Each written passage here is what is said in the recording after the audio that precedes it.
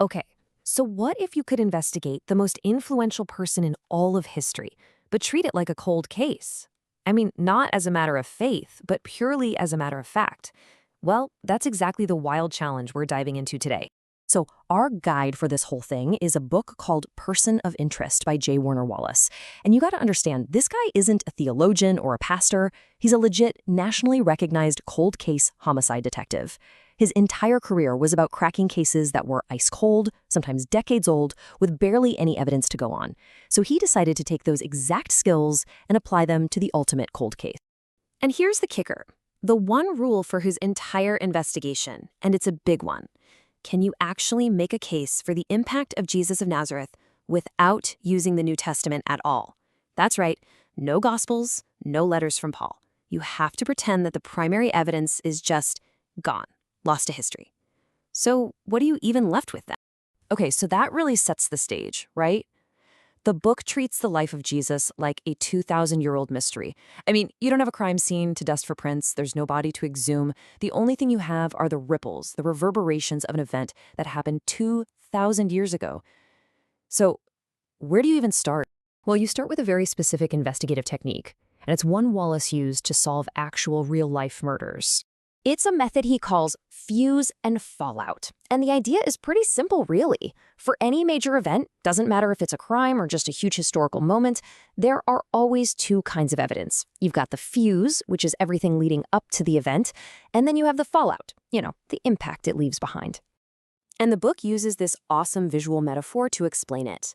Think of it like a bomb. You have this long, slow-burning fuse. That's all the historical buildup. Then, boom, the detonation, the event itself. And then there's the massive blast radius, the fallout.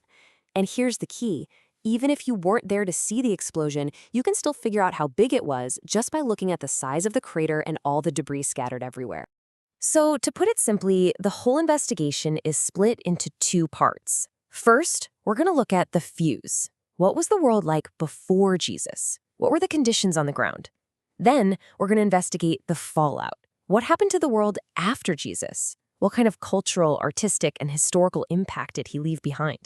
All right, let's start with the fuse. We're going to wind the clock back 2,000 years and see exactly what the world looked like right before this detonation happened. And the book asks this really fascinating question. Was the timing just a total coincidence? Or was the world at that exact moment uniquely primed for a brand new message to just spread like wildfire across the globe?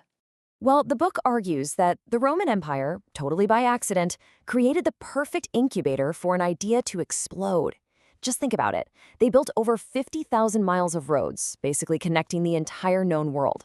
They set up the first real postal system so messages could actually get around. And their policy of religious tolerance, for the most part, meant new ideas weren't just immediately stamped out. The world had basically become a superhighway for information. Okay, so that's the fuse. But really, the heart of this whole cold case investigation is the fallout. Because if the life of Jesus was really as explosive as people claim, then the evidence of that blast should be, well, everywhere. So let's go investigate that debris field. So now the investigation kicks into high gear, and we're just going to survey the evidence that debris field left all over history. First up, art and music. I mean, just stop and think about it for a second. From little hidden symbols scratched on the walls of the Roman catacombs, all the way to the jaw-dropping masterpieces of Michelangelo and Da Vinci.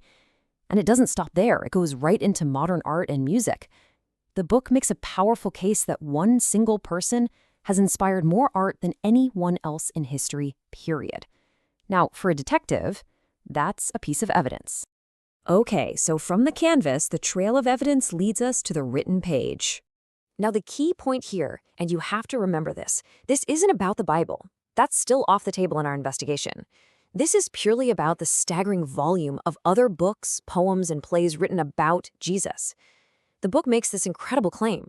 If you went into every library in the world and removed every single work inspired by him, the amount of empty shelf space would be just mind-blowing.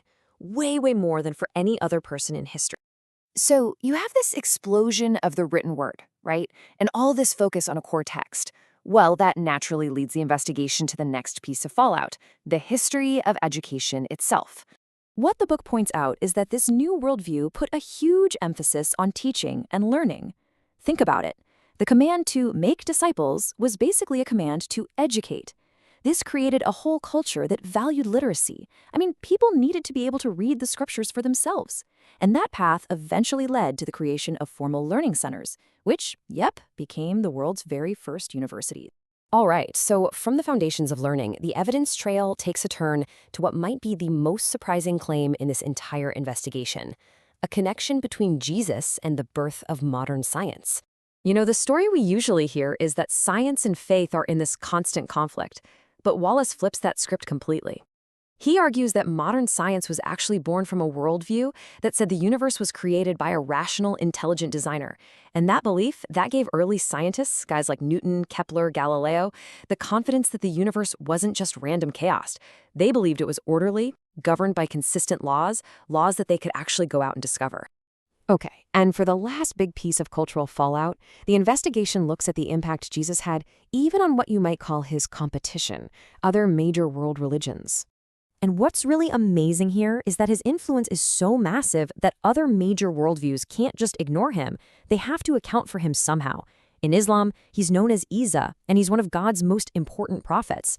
For many Buddhists, he's seen as a truly enlightened being. And in Hinduism, he's often viewed as a great, wise teacher. He really is a universal person of interest. So, after examining the fuse that set the stage and tracing the fallout through art, literature, education, science, and even other religions, the detective rests his case. And the book's ultimate conclusion really gets summed up in this powerful quote from Dietrich Bonhoeffer. The argument is that the impact of Jesus is just so deeply woven into the very fabric of history, not just Western history, but world history, that if you try to talk about reality without acknowledging him, you're basically talking about an abstraction. His influence is just too massive to ignore. So there you have it. The detective has laid out all the evidence from his cold case file. And remember, he did it all without ever calling the key witness the New Testament. He's shown you the conditions before the explosion, and he's shown you the massive crater it left behind. So now, the final question is turned over to you. You're the jury. What's your verdict?